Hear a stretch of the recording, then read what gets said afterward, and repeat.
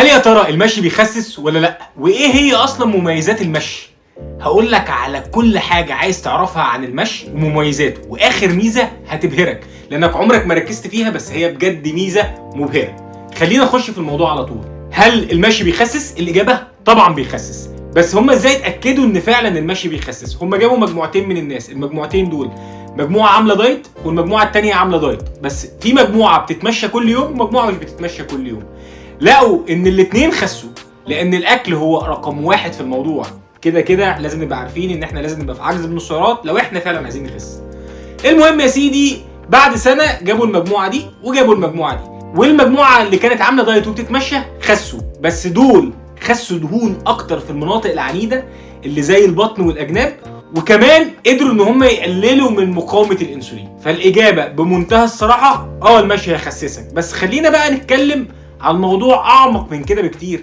انا هقول لك في الفيديو ده عن مميزات في المشي انت عمرك ما كنت تتخيل ان مجرد المشي كده هيفرق معاك. اول ميزه احنا قلناها خلاص، ان الوزن هيساعدك انك تحرق سعرات، فبالتالي هيساعدك ان انت تخس. تاني ميزه احنا برضو قلناها ان المشي بيساعد على حرق الدهون من المناطق العنيده زي البطن والاجناب. طيب تالت ميزه بقى بيقدمها لي المشي ايه؟ تالت ميزه بيقدمها لك المشي انه بيخليك تفكر بشكل احسن. والدي الله يرحمه كان دايما عنده عاده غريبه جدا. العاده دي ما فهمتهاش الا لما كبرت وابتديت اقرا وابتديت اخش في الفيلد بتاع التغذيه والتدريب.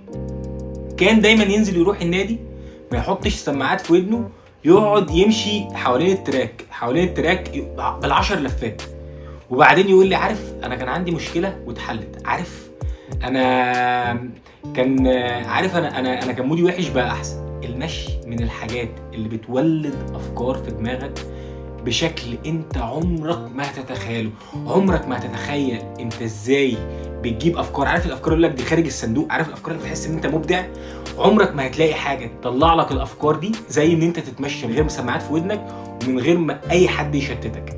معاك ورقه صغيره وقلم تقعد تكتب الافكار اللي تطلع لك. اقسم بالله انا جربتها، بتطلع كنوز. واحسن افكار جات لي في حياتي هي الافكار اللي جات لي وانا بتمشى من غير ما احط اي حاجه في ودني.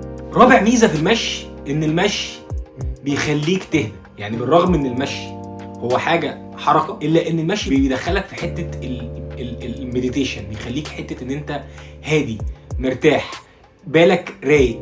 ودي حاجه سبحان الله غريبه جدا. يعني بالرغم ان انت بتتحرك الا ان ذهنك بيبقى صافي، وبعد ما تخلص مشي بتحس ان انت مودك احسن وبتحس ان انت اهدى بكتير جدا جدا جدا. فبجد المشي من الحاجات اللي بتدخلك في المديتيشن، خصوصا في الفتره اللي احنا فيها دي. بس حاول في الفتره دي انك ما تقعدش تلعب في التليفون. مشي حرفيا سحري في تعديل المزاج. ده المشي كمان بيقوي عضلات الرجل والانكل، فلك ان تتخيل انك مجرد انك تتمشى بتقوي كمان عضلاتك. فدي ميزه خرافيه. ايه الميزه بقى الاخيره اللي قلت لكم بجد دي احلى ميزه في المشي؟ احلى ميزه في المشي ان المشي او الرياضه عامه هي الضمانه الوحيده ان انت تكمل على الوزن اللي انت خسيته. اي حد في الدنيا ممكن يخس، اي حد في الدنيا بيعرف يخس، لكن معظمنا مش بيعرف يستمر. الضمانه الوحيده انك تستمر هي الرياضه، حتى لو كانت رياضه المشي. فلازم تبقى عارف ان المشي هو من الحاجات اللي هتضمن لك انك تفضل محافظ على الوزن اللي انت خسيته. طيب نيجي بقى هنا لسؤال مهم جدا، اتمشى قد ايه بالظبط؟ بصوا يا جماعه، مفيش اجابه صح للسؤال ده. مفيش حاجه تقول ان انا المفروض اتمشى مثلا 10 خطوه، ساعه الا ربع. مفيش حاجه اسمها كده. انت كل حركه بتعملها حتى لو 10 دقايق بس في اليوم دي هتحطك في حته كويسه جدا جدا جدا جدا. فانت خليك عارف ومتاكد ان انت طول ما انت بتتمشى حتى لو 10 دقايق بس في اليوم. وعلى فكره في ابحاث اتعملت على ناس كانت بتمشي 10 دقايق بس في اليوم، بس على مدار سنه خسوا وحسنوا من مقاومه الانسولين اكتر من ناس تانية ما كانتش بتمشي ال 10 دقايق دول.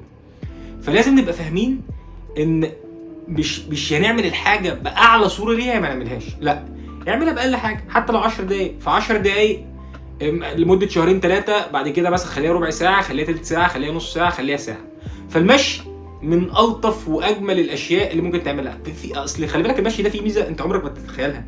مش محتاج حد يعلمك المشي. هل انت دلوقتي مثلا واحد عنده 5 سنين هيحتاج حد يعلمه المشي؟ لكن انت مثلا عشان تروح الجيم محتاج ان انت الكوتش يعلمك، عشان تلعب كوره محتاج اكاديميه، عشان تركب خيل محتاج حد يجايد يو او يشرح لك تعمل ايه. فالموضوع ابسط من البساطه، اي حد في الدنيا ممكن يتمشى. تاني حاجه، اي حد في الدنيا ممكن يتمشى في اي مكان في الدنيا، يعني مهما كنت ساكن فين، مهما كان وضعك فين، بلد في الفلاحين، بلد في الارياف، بلد في الصعيد، بلد في القاهره، بلد في على البحر، كده كده هتلاقي مكان تتمشى فيه. ده غير ان الموضوع سيف جدا، يعني انت عمرك ما هتقلق انك تتصاب. مفيش حد في الدنيا سمعت قبل كده ان هو اتصاب عشان بيتمشى، غير لو اتكعبل طبعا او الكلام ده، بس حاجه سيف بشكل مش طبيعي. تمام؟ فخلينا مقتنعين ان احنا هنتمشى اي مكان المكان، اي مكان الزمان. ولو سالتني عن احسن وقت اتمشى فيه، يا ريت انك تتمشى على معده فاضيه اول ما تصحى من النوم. يعني لو بقول لك بقى احلى حاجه، تمشي 45 دقيقه قبل ما تصحى من النوم. طب الموضوع مش سهل بالنسبه لك يا عم احسن حاجه في الدنيا تتمشى 10 دقايق.